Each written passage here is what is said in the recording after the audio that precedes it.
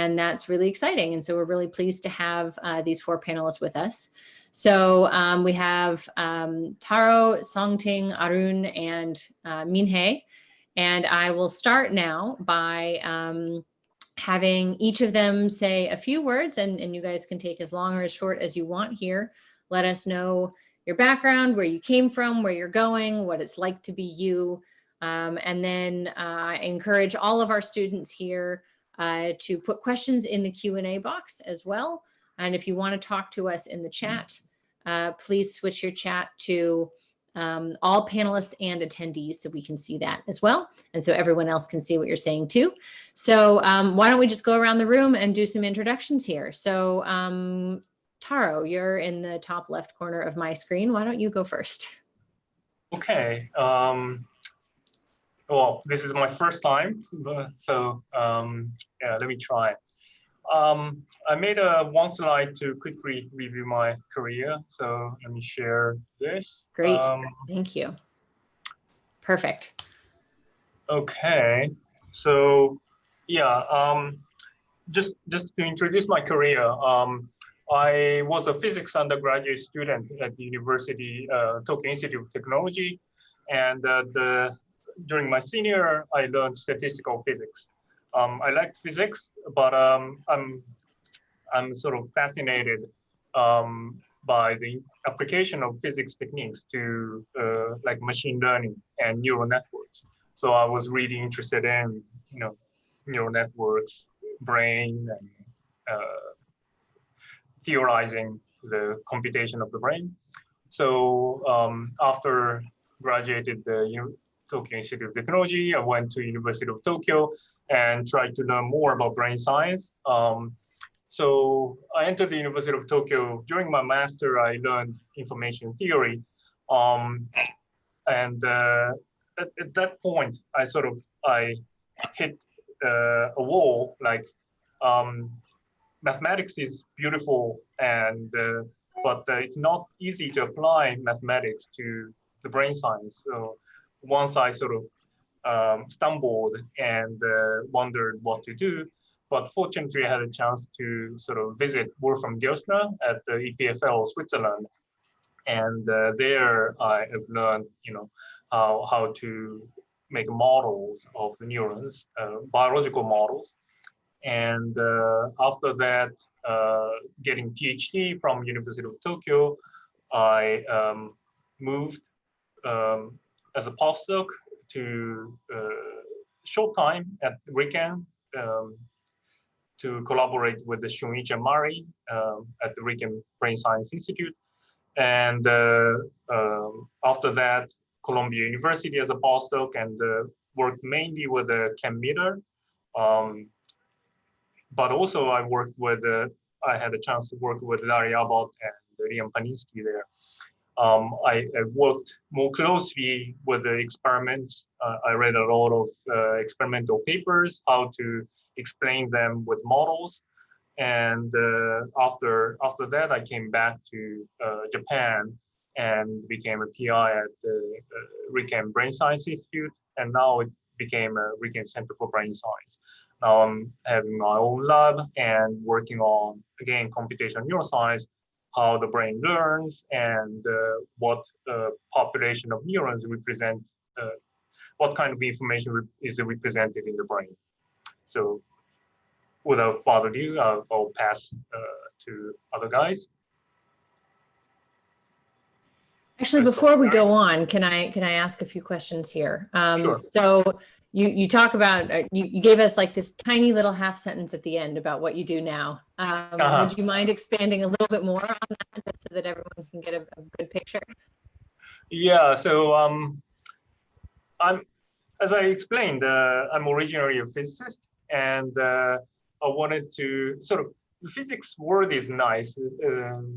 There's some fundamental law, and by elaborating it, we can explain a lot of things. There aren't so many sort of laws in brain sciences. There are many empirical findings, but my goal is to try to find some more fundamental principle with which we can explain the brain. And I'm particularly interested in the law of adaptation. It's a little bit like Charles Darwin's evolutionary theorem. A simple concept like evolution can explain a lot of diversity in animal kingdoms. The brain too, you know, our brain is constantly changing and synapses are learning. And what describes the learning process, what kind of environment, how the environment shapes our brain, that is kind of the topic that I'm working on. Sounds pretty close to my heart too. That's great. Well, we should talk more afterwards. Great. Okay. Thank you. Arun, you're next in my lineup. Do you want to go next? Hi, everyone. So my name is Arun. I think I did my undergraduate in electrical engineering, actually, in India. And then very briefly, the summary is I went to do a PhD at Johns Hopkins and in the US. And very interestingly, I sort of just went in to do a PhD in electrical engineering. And I was very interested in doing, I didn't know about neuroscience as much. I began to work on projects where it was sort of image processing and sort of detecting sort of military targets in images and so on. And that all began looking pretty boring to me. And I asked around in Hopkins, I wanted to take a neuroscience course. And so a friend of mine told me, go talk to this person. And this was Ken Johnson, who was a neuroscientist at Johns Hopkins. And Ken basically told me, well, why do you want to take courses in neuroscience? I'm from an electrical engineering background too. And, you know, come work in my lab. And so that was completely a kind of accident. And I just sort of, you know, the brain was always interesting. I'd always read a lot of sci-fi and I was always fascinated by the idea of artificial intelligence. And then Ken told me, you know, why don't you study real intelligence? And that sort of got me, and I began to study the brain. And so my interest really started off from there. I was studying the sense of touch, and I got interested in how the brain processes somatosensory information. And I was always sort of interested in pattern recognition, and that became a big sort of interest. And for my postdoc, I went to Carnegie Mellon, where I began to study vision. And I moved away from touch largely because I think very visually. So I feel like vision is one of the most complex and interesting senses. And so I thought that was worth studying. And then after doing vision, at the time when I was choosing to do a postdoc, I always knew that I wanted to come back to India. And people who I asked for advice at that time told me, don't worry about what you can do in India later on, whether you can do what you want to do in India, just do whatever you're interested in. And that actually really worked out. I mean, I just did whatever I really thought was really interesting. And then luckily I was able to find a suitable position in India where I could do the same kind of work. And it all sort of worked out. So over here in India, I'm at the Center for Neuroscience in the Indian Institute of Science. And I study vision. I continue to study vision. And I still think every day, you know, the senses are really fascinating, and that's sort of what brings me to work every day. And vision is the most fascinating of all of them. So yeah, so over here in our lab, we study a variety of things, you know, in terms of visual processing. The core question is, how does our brain represent objects? How does our brain code visual information? And I've come to realize that there's a sort of very interesting format, and there's a very interesting, you know, format in which the brain represents visual information. And we don't know a large amount of we don't understand the code in some sense. And so a lot of our experiments are geared at understanding the code. So we do human behavior, we do brain imaging more recently. We continue to do sort of monkey neurophysiology. We record from the inferior temporal cortex, which is an area crucial for recognition. And so I think that's, I think from the career point of view, what I probably want to say is that all of us have always, all of us sort of at the various stages of our careers are always confused about what to do next. And what I would say is that the confusion doesn't really go away. And I think even as an independent PI myself, I always think every year, sort of every few years when I'm writing my next grant, I'm thinking, okay, what do I want to do next? And what is it that really is most interesting for me to do next? And it's, I think keeping an open question of what you want to do, I think is always nice. I don't think you need to have a single answer and you should just go after it all the time. Yeah. Thanks. I think that's all from me. Great, thank you very much. And this goes actually really nicely, even though we're here in the academic career panel, it goes really nicely with some sentiments that were expressed in our industry career panels earlier today. So if you guys didn't tune in for those, you out there in the audience, if you didn't tune in for those, go and watch the recordings, because Arun's sentiment about do what makes you happy is really the same sentiment that was expressed in those industry panels. And so I think that's really striking that, you know, here we are with a bunch of academics, and earlier we were with a bunch of people who went into industry, and they all did what made them happy, and it was different for everybody. And that's great. It just shows you the kind of heterogeneity of desires and what that happiness function looks like. So thank you, Arun, for sharing that. Okay, so before we go on, we'll do, Minhae, do you want to go next? But before we do that, I want to plug the poll that we're doing, which is we just want to get a sense of kind of who's out there in the audience. And if you don't know where you want to go in the future, that's also okay. You don't have to know.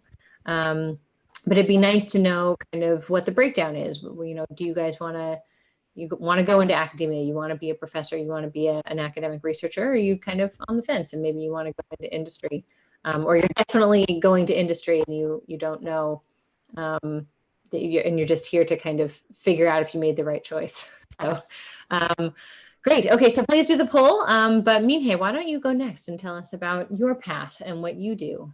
Yeah, sure. Let me share my slides. I hope everyone can see this one. So yeah, so I want to share my story. How can I become a professor? I'm a new professor actually. I just became a professor this March. So in Korea, the school starts the spring semester in March. And before joining, I just came in Korea actually this late February. That's the time the COVID-19 started to grow up in South Korea. So by the time I came here, all the people in America, I was in Houston. So all the people, my friend in Houston, they said that, oh, why don't you go back to Korea a little bit later than now? Because here, United States is super safe, and in Korea, it looks kind of scary now. But yeah, by right that time, I came back to Korea and I started my life back in Korea. So I want to share my whole story from the undergraduate to and my postdoc, and yeah, these days. So yeah, yeah. So I had a undergraduate and master PhD whole course in Korea. I went to Ewha Women's University. It was just a specialized female school in Korea. I'm not sure how the other country is, but in Korea still we have a specialized female school in here. So I had a background in electrics engineering. So my major research topic was communication and network science. And yeah, during my PhD course, I tried to do my best to become a major female researcher in communication and network theory. So also in the same time, I tried to be extend my range. Not only just staying in Korea, I also tried to go abroad. So I went to APFL, the Switzerland, to study more, and I also co-advised with a professor in UCLA in America. And right after my PhD course, I start to think about why don't I just go abroad and then do research, live there. So I contact multiple places, and then yeah, my previous the postdoc PI was a Jack Pico. I think all of you guys already met him through the tutorial course, and he was the one of the one who gave me the offer, and then he actually was the one exactly the research field is that I want to do for my next 30 years, hopefully. Yeah, because communication theory and network theory was really, really great topic, but I kind of feel like the field is kind of saturated, and yeah, brain science and computational neuroscience is the like right topic to become very like bright for next 30 years. And then my whole the background in mathematics and like a computer engineering, the programming skill, like everything well matched with the like computation neuroscience. That's so I decided to go jump into the computation neuroscience. And I stayed in Texas Medical Center, which is the world's largest medical center. And then what I did was the deep reinforcement learning based the brain understanding. So we try to understand how the decision making process in the animal, and then we try to use the deep RL tool to explain the whole the process. And now I'm back in Korea. I'm at Soongsil University, which is located in Seoul, Korea. And I started my lab called the Brain and Machine Intelligence Lab. So yeah, I want to share my story. Like while I was in Korea, I tried to be very ambitious, and I want to really try to new challenge. So yeah, that I think that's something that make me grow up a lot more. So yeah, I want to share like during my undergraduate and master time, I tried multiple things, and then I think that those like Qualcomm and Google, those like award will be the great experience to me, to grow me, to raise me up whenever I was like just stuck in a local surroundings. Also, like by the time I switch from the engineering background to the computation neuroscience, I felt that I'm good at mathematics, I'm good at computer science, like Python programming, whatever, but I'm not familiar with the neuroscience itself. I'm not familiar with like biology. So that made me feel like, okay, I need to study more. But as a postdoc, like studying like very basic course is really like it's really hard to get a chance. So I decided to join the summer camp. So like the good thing about computation neuroscience and computation like cognitive neuroscience, there are a bunch of summer courses out there, just like you guys are joining this now at this Neuro Match Academy. So last year I joined like 2 major courses. So that the first one was a Catholic Summer Institute in cognitive neuroscience that happens in Santa Barbara for 2 weeks. So I met like bunch of this like wonderful people there. I brought on my networking range. I learned a lot of the cognitive neuroscience. And after that, I also joined European Computation Neuroscience course as well. So that happened in Lisbon for 3 weeks. And then, yeah, I met a bunch of these guys, and I learned really, really a lot more computationally focused on like courses. So I want like other people, maybe like, especially if you raise up in Asia, there are less opportunity to learn about computation neuroscience. Actually in Korea, we are not still that familiar with the computation neuroscience. Like we are more like an engineering background papers out there. So if you want to learn about more that, then yeah, you probably have a lot of opportunity out there. So, and be ambitious and try new things, and then yeah, learn more. Yeah, I think, okay, so this is the my current research topic that I'm interested in. So first of all, like during my whole academic research, like from like PhD thesis to the postdoc study, I was focused on reinforcement learning. So during my PhD, I used the reinforcement learning, and like actually by the time it's more like a model-based reinforcement learning, because like we know the model of the communication theory. So I used the model-based reinforcement learning in communication theory by the time. And then for the postdoc, I did use the deep RL for the to understand the brain.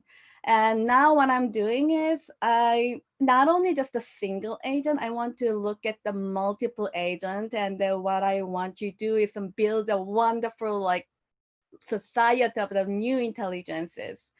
Yeah, I think that time is coming right now. So yeah, my main research topic right now is a multi-agent reinforcement learning, and one great example will be autonomous vehicles. So like we will have a multiple autonomous vehicles around there.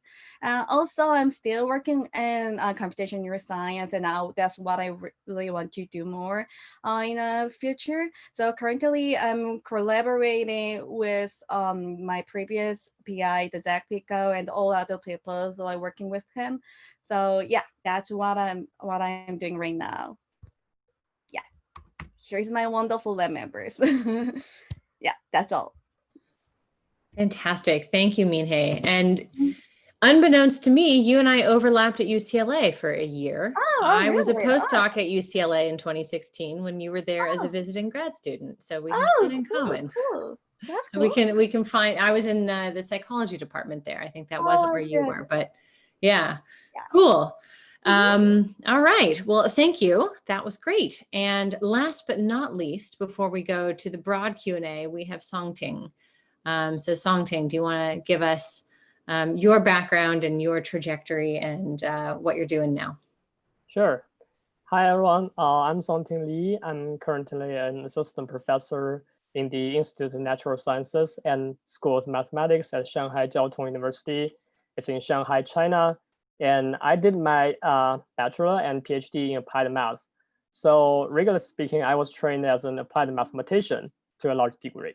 As many students are neuroscience background, so maybe I should explain what is an applied mathematician. So it basically try to use math to study problems arising from natural sciences, engineering, and other fields. And they often develop new mathematical tools if the current math is limited. So I guess in my career, there are at least three key events, I think, that leads me to work on neuroscience. So maybe I can share with you guys about that. Although they are not typical, I guess everyone's life is different. So it's not easy to copy one's life. Yeah, and I'm not successful as well. So I guess the first thing is that I met my PhD advisor, David Kai, in my senior year. So David is a great applied mathematician at that time and was a professor at NYU. Many people may not know him, but he's very low profile, but he's very knowledgeable, I have to say. He knows lots of things, and he got his physics PhD, got a job in the math department, and worked on many fields from math, physics to biology. Anyway, at that time, I decided to apply. I made up my mind to apply for my PhD abroad, but he decided to come back to China in the opposite way to help Shanghai Jiao Tong build an interdisciplinary research institute. Now it's known as the Institute of Natural Sciences at Shanghai Jiao Tong. So he persuaded me to stay and suggested me to work on neuroscience. So that's my very initial neuroscience career. And I guess the main difference of his lab and other computational neuroscience lab is that in addition to neuroscience, he encouraged us to read lots of scientific researches, attend lots of applied math talks, okay, not limited to neuroscience, and be open-minded to knowledges of other fields. And I think this benefits me a lot later, and it is highly possible that we do need to borrow novel ideas from other fields to eventually understand the brain. Okay, so that's one thing. And the second one that influenced me a lot is that I have attended, as similar to Minhao, I also attend a computational neuroscience summer school. That is the Cold Spring Harbor Asia Summer School in my first year PhD. That one is organized by Xiaojing, Wu Si, and other people in China. And by the way, Eric and John were my TA at that time. So in the summer school, I experienced the so-called French duck lecture, meaning that this word generally is negative, meaning that it's a passive learning. In order to make the duck, fat to be a good dish, we need to fill the duck with lots of food. So here, what I mean is it's really a crash course for me at that time, because I was mainly taking graduate math course and I didn't know much about neuroscience. So there I met so many great professors doing interesting researches, just like NMA professors, you guys meet here. And they're very kind to chat whatever you want to chat. So I was exposed to so many frontier fields in neuroscience, which made up my mind, to work on neuroscience in the future. And the third one is that I went to Kwon Institute at NYU to work as a postdoc, working with David McLaughlin. So Kwon, again, is not a neuroscience center, but it is the world #1 applied math center. Okay, so of course there are some neuroscientists like David McLaughlin, John Rinzo, and Lai Shan Yang there, and David Kai was a professor there too. So at Kwon, professors are all like David's style. They know lots of things, and importantly, they're interested in all kinds of problems. So I talked not only to those people working on neuroscience like John Rinzo and so on and so forth, also some computational biology professor, and also scientific computing, and even probabilistics. Okay, so I learned that there, in order to be a good, applied mathematician, you need to think all problems as your field of problems. Okay, then you can make a try to understand the math behind it. So that's also influenced me and my current research when I come back to Shanghai Jiao Tong 2 years ago as an assistant professor. So my current research also covers, a wide range from single neuron computation to network dynamics, and also to develop statistical methods to process neural data and so on. Of course, I should always be cautious about how I spend time on each project in a balanced way. So yeah, I guess that's the most influential events in my scientific career, and some of which may be helpful for your career as well. Yeah. Awesome. Thank you, Songting. So actually, before we do, we've got actually some great questions now, but can I do a show of hands here, or a show of fingers actually? How long ago did you become a professor? How many years ago? Just so we can see, because the advice that we give. So we've got a lot. 1 for Minhae, 0. So for me, it's 3. And so we've got some broad range of background and expertise here in that sense too. And so as you guys are wanting to ask questions, if there's specific people that you want to address your questions to, put that in the chat box too. If you're interested in, what is the job market like right now, or what was it like a while ago compared to right now? Those are all valid questions. So I just wanted to do that before we get going. So this is great. This is fantastic. And now we have a lot of really good questions to go for that really span everything about what it is like to be an academic, not so much in the science as much, but in the actual like being the academic part, which is what the whole point of this panel is. So this is great. So our top voted question is about team management. So Medina is asking that team management seems to be a critical component of successfully running a lab. And I would like to hear, or she would like to hear, how the panelists built their team management skills as PIs. Did you learn on the job? Were there available resources to you? And do you have any wisdom that you would like to share about this experience? So who wants to jump in first for this one? Anybody? Maybe I can start about that. Yeah, sure. I have a shortest experience. Yeah. So, well, like, maybe this is very interesting thing about like Korea, but like in Korea, like the team manager is the oldest PhD student. So in case of me, like I have a long experience while I was doing my PhD, because I was the first PhD student of my advisor. So I have been a like leader for the during whole my graduate school time. So I think the biggest and the most important thing for the team management is you need to talk about with your team member as much as possible. You should know and understand their life, their concern, their personal story, their their future goal. If you know and if you understand what they're thinking, what kind of circumstance they are putting in right now, then you will be able to understand why that person do that specific action, and then that's gonna help me to organize their specific role, like their specific like minor role inside of the whole team. So I want to say that, like, understand and talk with them a lot, as much as you can, then that's gonna help me to make a good team. Was this something that you received explicit training in during your PhD, or something that you had to learn kind of along the way?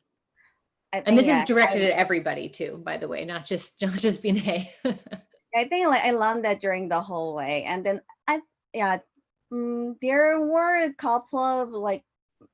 couple of sessions to teach how to manage the team, but it's more like based on everyone's experience, like just like right now. So their lesson is different from person to person, and then I guess I probably heard about this story from one person, but I don't remember exactly. But it's more like based on my experience.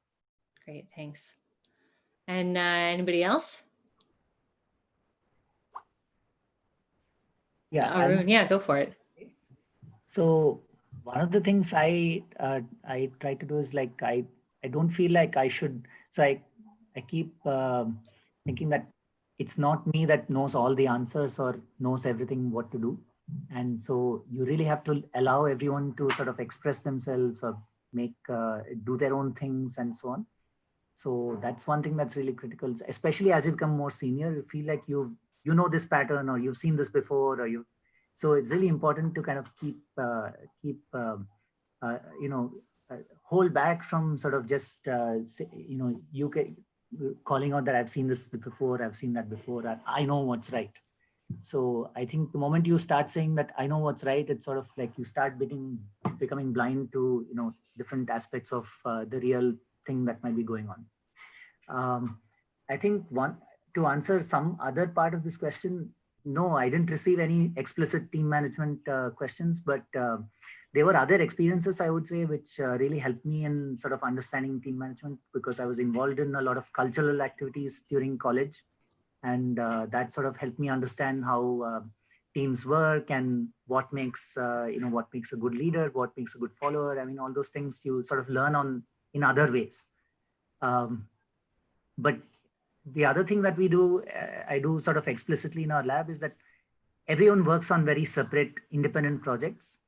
And that actually really helps in people talking freely with each other, because if they have very similar projects, then there's a tendency to compete, or, if two people are working on the same thing, there's an issue of who's working on what, who becomes the first author, second author, all those things. So at least I tend to avoid those by just having everyone work on very independent projects. That gives us the freedom to encounter a lot of different problems, or address lots of different problems. Great, thank you. Songting or Taro, do you have anything that you would like to add? So in my lab, I basically follow the philosophy of my PhD advisor's lab. So we do give lots of freedom to those very good students. I think they know they are working for their own. So they are very encouraged to explore actively. And for those health problems, finding an interesting question or stuck on the middle. So we do spend more time, on them, and we encourage a lot of this open discussions in the group and regular meetings. These are just very regular things. Yeah, great, thanks. In my case, can I? Yeah, please. Okay. I was also trying to, sort of imitate good things from my previous supervisors. Professor Shunichi Amari and Aihara really sort of free environment. Everybody can do whatever they need to work on, they want to work on, and it's a maximally flexible kind of environment that has good aspects. And when I was at Columbia University, I could more closely interact with my PI there, and frequent discussion, jump into room, start conversation. So I'm trying to get good points from both sides. You know, everybody should work on what they're interested in. Otherwise, anyhow, I mean, if everyone is forced, it's not productive. So people work on what they want to do, but I try to avoid sort of everybody just independently working on without connections.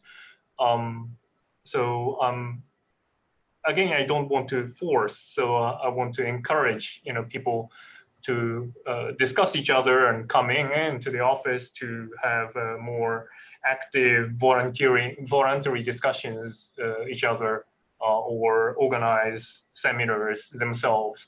So it's basically, you know, everybody working on what they want to do, but encouraging discussions, connections, collaborations, that kind of thing. That is my, I mean, this under constant exploration of what's a good strategy. It's not easy. You know, everybody's different. Everybody has different preferences, but fortunately, I have a diverse sort of. I was studied in interdisciplinary research areas, so I'm trying to listen to different kinds of topics in the lab. So thank you. What I'm hearing from everybody is that management is not trivial. It's not easy. And that we can emulate good management that we have received from in our training.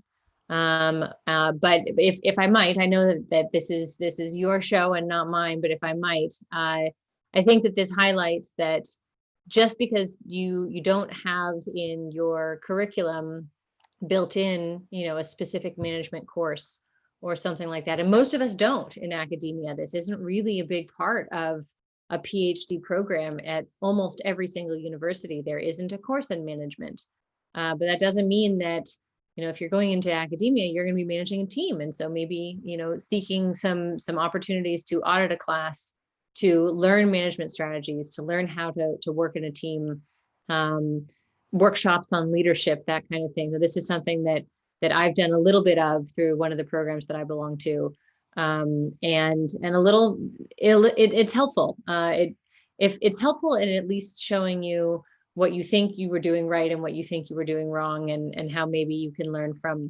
a lot of other people's experiences too. So don't take it seriously. This is hard, and it's important to get it right. So this is a really great question. Thank you. Cool. Okay. So let's move on then to the next question, which is a little bit different, actually. So Phoebe is asking, how do you balance your own research interest and teaching and administrative obligations in your post-PhD life? Well, isn't this the question of the century, right? How do you balance your own science with all the other stuff that goes with being an academic? So I know how I would answer this question, but again, this is about you guys. So who wants to go first on this one? How do you balance?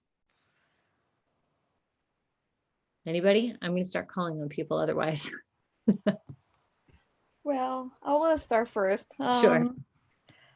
Well, I think I'm not good at this right now. So yeah, I just did become a new professor. So like I'm currently, put more time on teaching and administrative obligation during the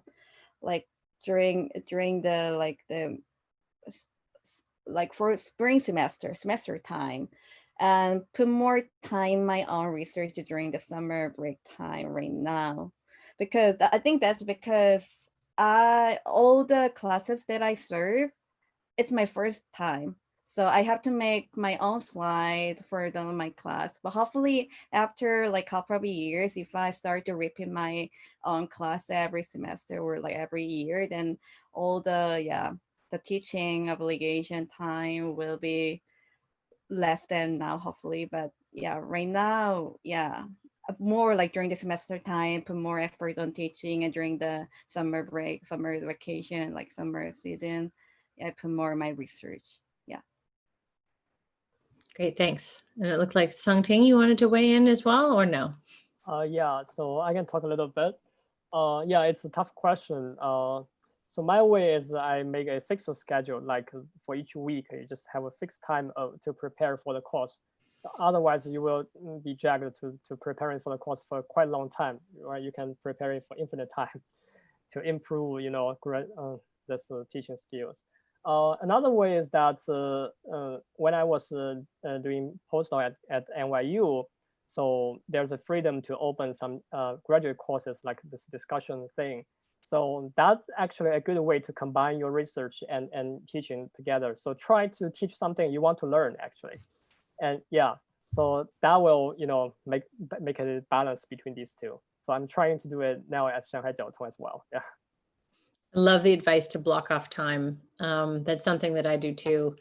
Learning to say no to stuff is really hard also. I feel like when I was a graduate student, you have to learn to say yes to all the things because it's an opportunity and you have to get it now and you have to publish. There's a question about publish or perish and you have to like go for every opportunity.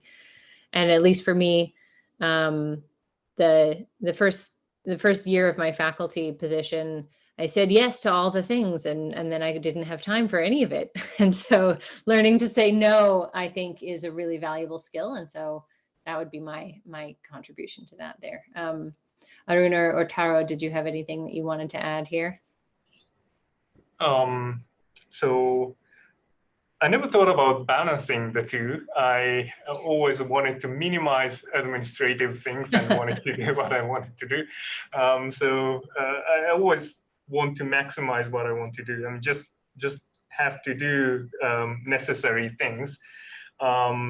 So I'm sometimes told my postdocs, please come to my office to save me from administrative duties. I need to do what I need to do, but I enjoy more of discussing research. So come and release me or save me. That is sort of my thinking. Of course, something has to be get done. Has to be get done, and sometimes if I'm really close to deadline, I have to shut my door and work on something finishing. But otherwise, I want to maximally open my door and want to enjoy scientific conversation as much as possible. That's my way. Yeah, cool. Arun, did you want to add? Yeah, so I totally do what Songting just mentioned. I block out my time. Mm-hmm. And the hardest kind of time to block out is like I need a lot of time to write a manuscript because I just end up reading a lot of literature. And there are days when I just write one paragraph in the entire day. And then I'm just like, oh my God, when is this going to get done? So what I'm doing nowadays is to keep aside like an entire day. And I just say, I'm busy that day. No matter what comes to me, I just say, look, I'm busy on that day. And if you don't keep aside those times, they just end up being your nights and, family time and all that, which I totally don't want to do. So I just really keep aside the work day and say that this day or this afternoon, or I'm just busy on this stuff. And so that's helped a lot. And of course, saying no is an important skill as well. It makes me happier when I've blocked off large blocks of time too. Because trying to fit this stuff in piecemeal doesn't work. Like you said, Exactly. You have to read and you have to think and you have to digest. And so finding the tools that work for you, for me, it's blocking off stuff on my calendar as well. Blocking off a day or even a morning, that also works too, where you say, I am not free this day. Or back in the before COVID, I would pick, I would try to have like a writing day every week where I would sit at home in my home office and like not get dressed and look like presentable to the world and just focus on reading and writing that day. Now that's every day, but things change. Great. Okay, thanks. But this is really important because getting this right is different for everybody. And so like finding the system that works for you will make academia work for you much better.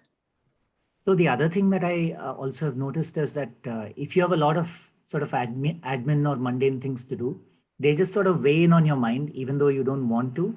So it's actually really useful to just get them done with and then and then focus on writing or, thinking, because, you won't think freely if you have like, some stupid paper to sign or stupid, paper to, some letter to send. You just have got to get them out of your way before you really get to the real science.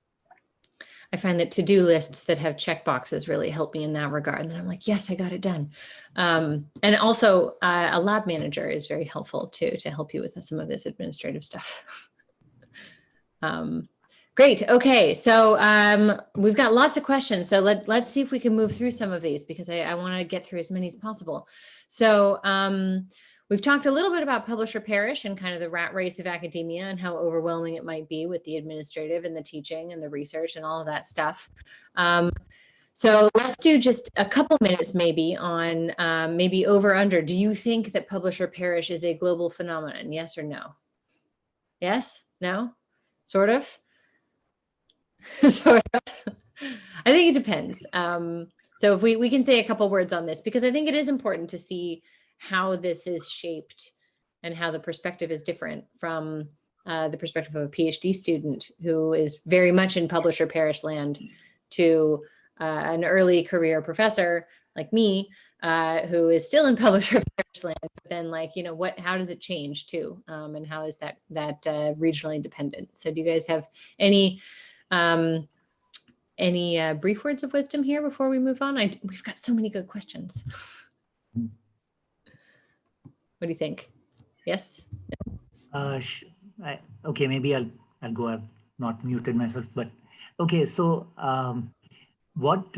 so my mentors were fairly senior faculty, and they gave me a lot of freedom to explore. And there were times when I'm like, does my mentor, does he even know that I exist, or like, does he know what I'm doing, and so on.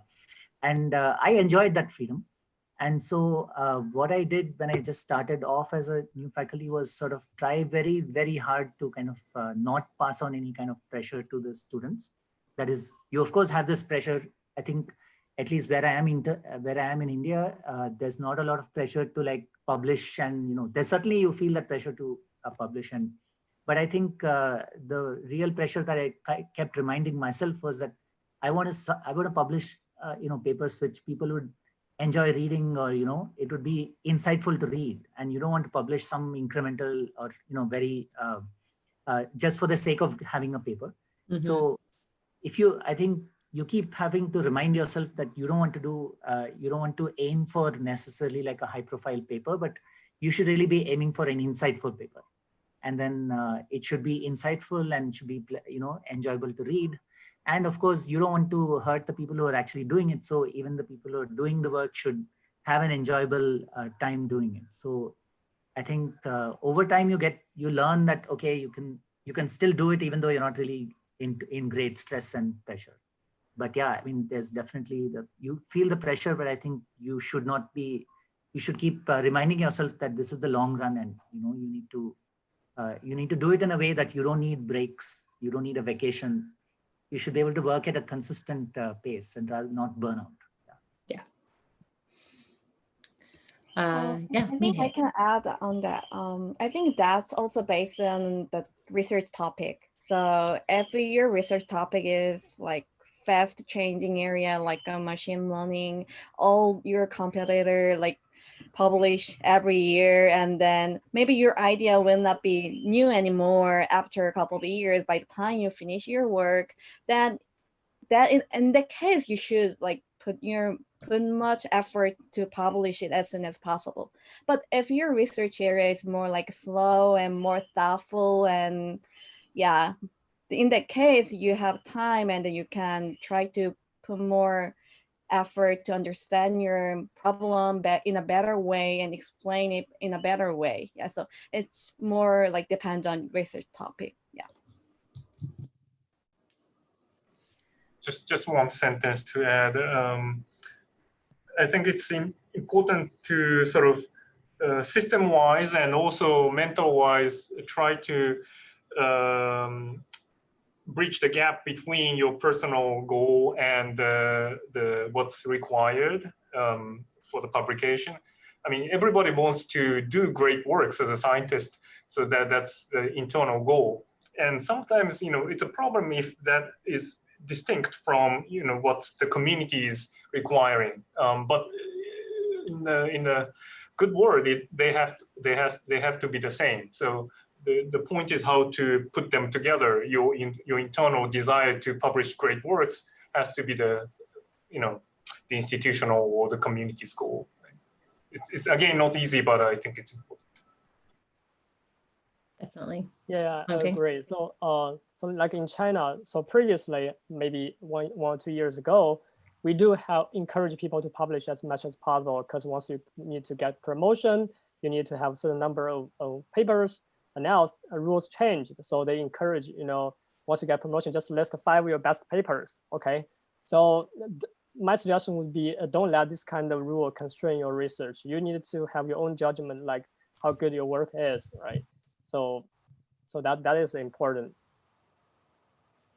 Great, thanks. Okay, great. So we've had a couple questions that are kind of like, how hard is it to be an academic? But let's go to some that are a little bit more positive thinking now, which is, why do it? What drew you to being an academic in the first place? What do you enjoy doing in academia? Including, Akash, I'm gonna change your question a tiny bit. What do you enjoy being in academia about, other than independence to do your own research, or including the independence to do your own research? Because I think that that's a valid thing. And Freddie is asking a similar question, so let's do these kind of at the same time. What was the main reason or experience that made you choose academia over industry? So like, what do you enjoy about it? Why did you choose this career path? Do you look back and wish it was different, or are you very happy with your choice? So I think this is a great set of questions here. We drilled down to the nitty gritty, and now it's much like bigger picture. So that's great. So anybody want to take this one? Why did you become a professor? Yeah, let me start. Sure. So yeah, I had exactly the same question when I was a master student. So by the time I was like, there was a time I have to decide, do I want to go to academia, so go for the PhD, or should I join the industry? So the way I find my answer was doing the internship. By the time I was doing internship at LG Electronics. I pretty enjoyed the whole time over there, but what I felt was I'm a little component of the whole big company. So yeah, that feeling was not for me. I want to be the leader of my own lab, or I'm the lead the whole my life, or hold the lab or hold the research, and I want to choose the research area that I want to do, not the company assign you're working on this specific small problem. So yeah, that's the way, and that was pretty helpful to me. Great. How about the rest of you? Why did you choose academia? What do you like about it? Are you happy with your choice? Yeah, to me, I think it's the independence, the freedom, so you can do whatever you're interested in. It's very different from the industrial thing, right? You have a boss, and then they ask you to do this, to do the what, and people change interest a lot, right? So if you are doing independent research, you can always change whatever to focus on whatever you're interested in, but this cannot be achieved in other job.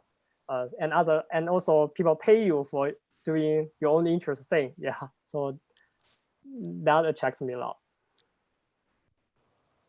And also, yeah, one more thing is that, yeah, sorry.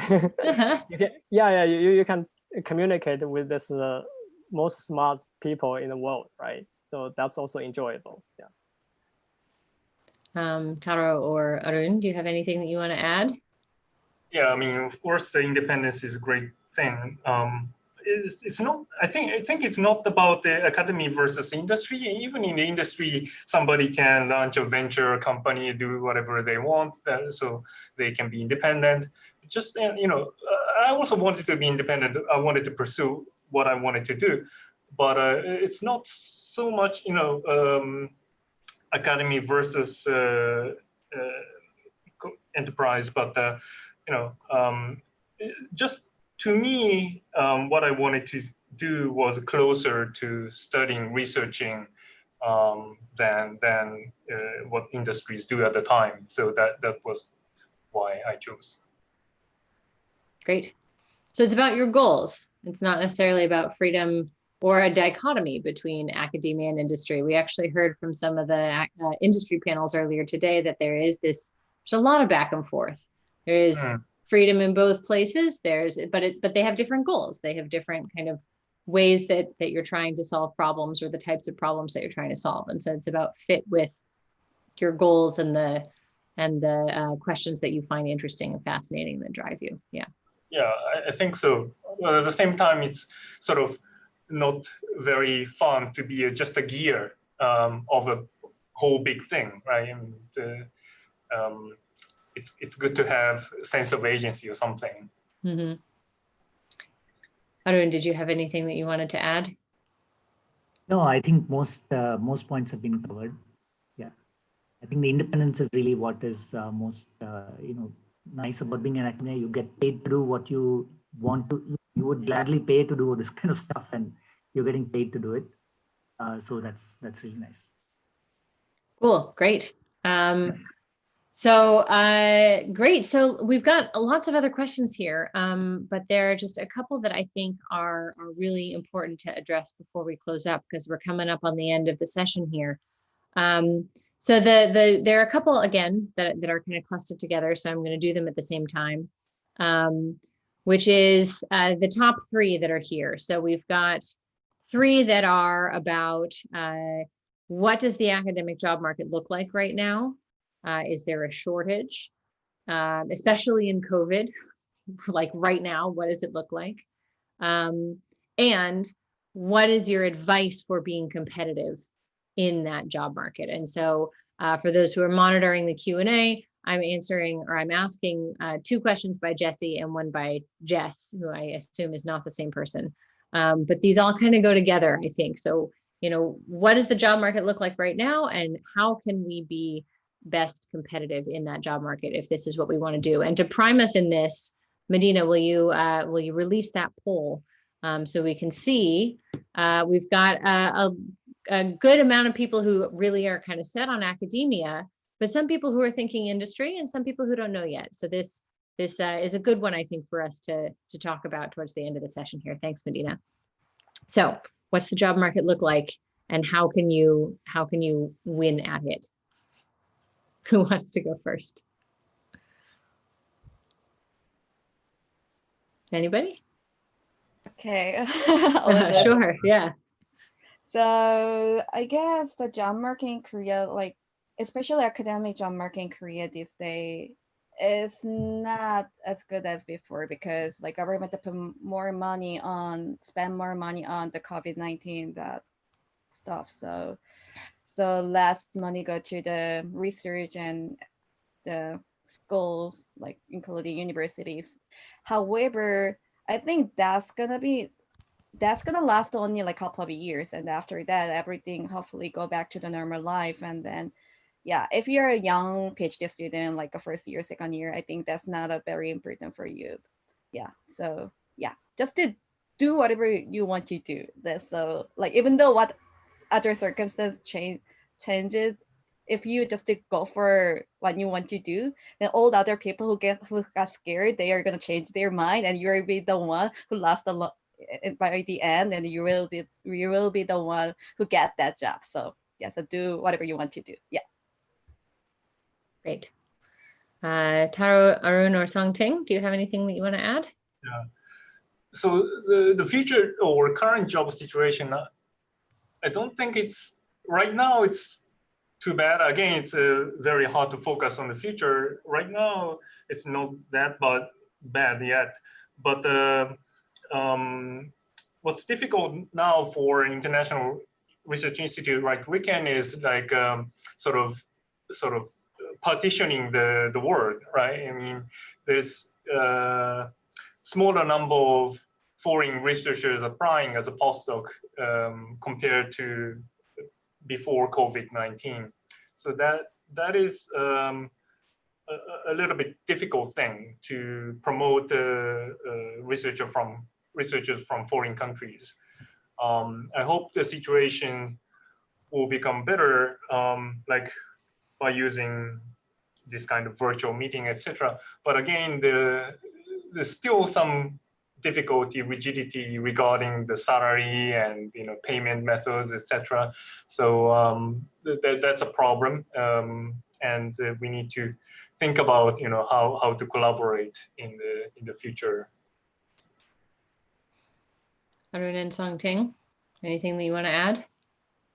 Yeah, I think in China, the jobs market not much influenced by this COVID-19, as far as I know. I actually don't have good suggestions, but the only one I guess I use is to, to apply for jobs as much places as possible. That will increase your chance. Yeah. Okay, and Arun? It's a similar thing here. In India, we don't, there's a lot of buffering because the government is funding a lot of research, and they haven't really changed a lot of things. I mean, the jobs are not really affected as of now. And I would really, I think, so we're all adapting in different ways to the pandemic. So one thing I'm telling people within around me are that we can do a lot of planning during this time. It's not like you can't get anything done. I mean, of course, because we do experiments, I mean, there's a lot of experiments that cannot be done right now, but there's no bar on thinking as such. And so there's a lot of planning that one can do for new experiments, so that once you're back at work in full flow, you don't have to think or discuss or do any of those things. You can just be ready to do a lot of, do all your experiments when you're back, kind of thing. But yeah, I don't know how the impact on the job market is going to be. At this moment, there's certainly lots of institutes in India which are looking for good faculty, and I think that will be there for the moment. There's a lot of institutes that are looking for neuroscience people as well, which is nice. Great. Very hopeful. We all hear about how difficult the job market is, but even in COVID-19, there are still positions available. And so that's fantastic. If I might, I know that, I have a United States centric perspective, but some concrete advice that I would like to add to those who are here is, Songting said, apply widely. And I will add, tailor your application, even if you're sending lots of them in, because that generic cover letter that says, hello, university name, I would like to apply to your wonderful department, and I think I would be great. The hiring committees are going to see right through that in a lot of cases. So tailor your application, tailor your cover letters, and even before you start applying, get yourself out there, start networking, start going to conferences, start meeting people. One of the things that happens on hiring committees, at least in the United States, is you'll have, 300 applicants for a position. And those are terrible odds. But if someone on the hiring committee has met you at a conference, your name sticks out, and that's great. And so get yourself out there and do the networking. And I know that's really hard during COVID, and so that's kind of unfair advice. But one of the things that we're trying to do here at Neuromatch Academy is help you build that network, both with your faculty mentors and the faculty who are giving the lectures, and the wonderful faculty who are sitting here in this panel, and also all of your fellow students and postdocs, your TAs. That's your network now. And so use it. Use those connections to help learn about job opportunities, to help build collaborations that do interesting science, so you can publish interesting papers that are worth publishing. Don't think that you have to do this in a vacuum, in a bubble. You don't have to do that. And there's a lot of resources out there and a lot of people who will help you along the way. So don't be afraid to reach out. Please do that. That's part of what we're trying to do here, and I think it will really help. So I know, again, a US centric position, but I would argue that probably nobody here is going to disagree with me about that. Okay, so we are just about out of time here. but I want to give each of our panelists a chance to leave us with any parting words of wisdom. And before we do that, so think about that for 12 seconds. And before we do that, I'll say that if we didn't get to your question, it's not because it was not a good question. It's just because we only have an hour for these panels. So Jesse has put one of the threads from Neurostars in the chat. Thank you, Jesse. And we can also port some of these questions over there as well and continue the discussion. And we will have another academic panel tomorrow to talk about other perspectives on academic careers. So please keep chatting with your TA and with each other about this as well. So final words of wisdom, guys, from the four of you. Anything you'd like to leave our students with this evening, morning, whatever it is where you are. Anybody want to go first? Yeah, I will go first. So yeah, thank you so much for a wonderful question. Those were like really inspiring. I just want to leave the last comments on, don't let anyone else, including the surroundings, change your mind. Just to follow what your mind leading. So yeah, that's all. Thank you. Great. Go ahead. Okay. The final word from me is, by pursuing what you're really interested in, pursuing what you really want to do, you can be most competitive. So don't pursue competitiveness first. Pursue your genuine interest, and you will be really competitive on that direction, I think. Great. Be passionate about what you're doing. Believe in yourself. That's great. And it sounds like one of those things that you're supposed to say, but it really is true. Like, believe in what you're doing because you're doing cool stuff. Great. Arun or Songting? Yeah, so if you are a PhD student now, cherish your PhD time, because I think that's the best time to to learn new things. Later you will be more and more busy. So yeah, that's my suggestion. Great. Enjoy your time while it lasts. And Arun? Well, so I think it's really important to keep the questions, in your mind, rather than just, you're not going to find answers to a lot of those big questions. I think it's important to just keep a question and watch your answers change, and they will change. But I think it's the fact that you have the same question that really kind of will take you different places. Great. Thank you. And if I might, I'll leave you with a few of my words of wisdom as well. I agree with cherish your time and follow your passion. Absolutely.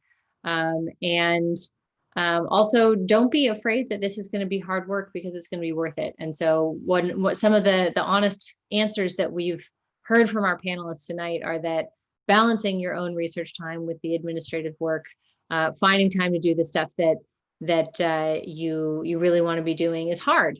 But a lot of things that are worth doing are not easy. And so there's a huge amount of reward in academic work, a huge amount of freedom.